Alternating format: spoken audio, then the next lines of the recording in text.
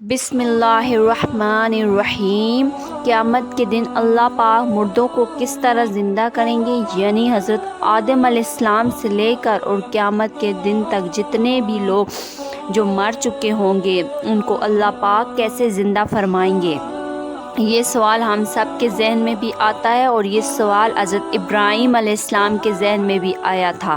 ایک مرتبہ حضرت ابراہیم علیہ السلام نے اللہ کی بارگاہ میں سوال کیا کہ یا اللہ، تو مجھے دکھا دے تو قیامت کے دن کس طرح لوگوں کو زندہ کرے گا۔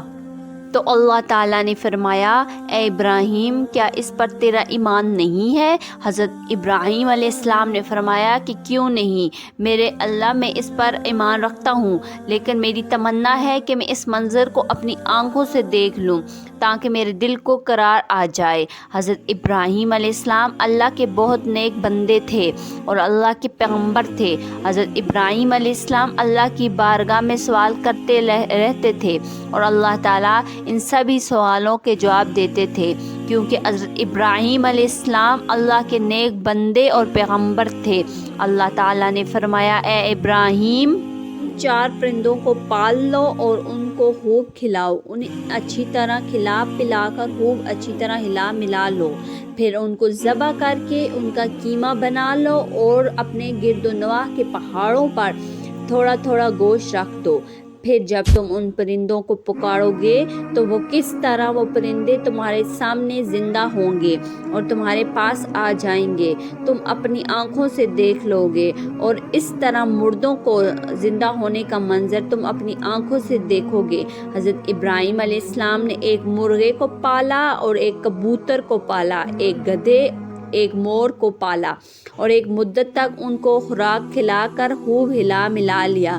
پھر ان 4 پرندوں کو ذبح کر کے ان کے سروں کو اپنے پاس رکھ لیا، پھر ان کا قیمہ بنا کر اطراف کے پہاڑوں پر تھوڑا تھوڑا گوشت رکھ دیا۔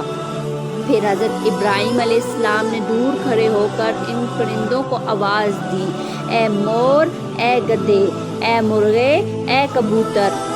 حضرت ابراہیم علیہ السلام نے جب ان پرندوں کو آواز دی تو گوشت کا قیمہ اڑنا شروع ہو گیا، اور ہر پرندے کا الگ الگ گوشت ہڈیوں میں تیار ہو کر 4 پرندے زندہ ہو گئے، اور وہ پرندے بنا سروں کے دوڑتے ہوئے حضرت ابراہیم علیہ السلام کے پاس آ گئے، اور پھر ان کے سر ان کے اوپر جڑ گئے اور وہ دانے چگنے لگے۔ پرندوں نے جب دانے چگ لیے تو وہ اپنی اپنی بولیاں بولنے لگے۔ حضرت ابراہیم علیہ السلام نے اپنی آنکھوں سے مردوں کو زندہ ہونے کا منظر دیکھ لیا اور ان کے دل کو اطمینان اور قرار مل گیا۔ اس واقعے کا ذکر اللہ تبارک و تعالیٰ نے قرآن مجید کی سورۃ بقرہ میں کچھ اس طرح فرمایا ہے، جس کا ترجمہ یہ ہے، اور جب عرض کی ابراہیم نے، اے میرے رب، تو مجھے دکھا دے تو کیوں کر مردوں کو جلائے گا؟ فرمایا گیا، تجھے یقین نہیں؟ عرض کیا، یقین کیوں نہیں، مگر یہ چاہتا ہوں کہ میرے دل کو قرار آ جائے۔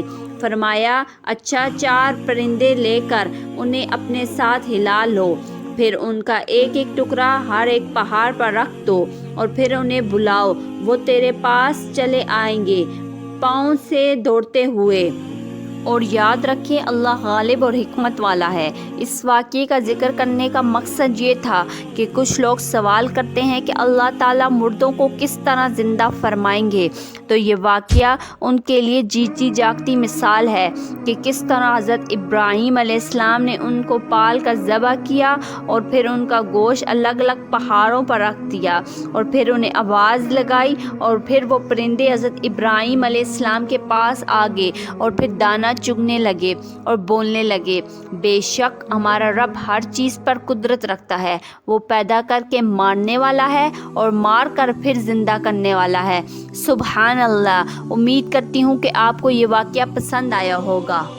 اگر ہماری ویڈیو آپ کو پسند آئی ہو تو پلیز لائک کیجئے اور ہمارے چینل کو سبسکرائب کیجئے، اور بیل آئیکن دبانا مت بھولیے گا تاکہ ہماری نئی آنے والی ویڈیو کا آپ کو پتہ چل سکے۔ شکریہ۔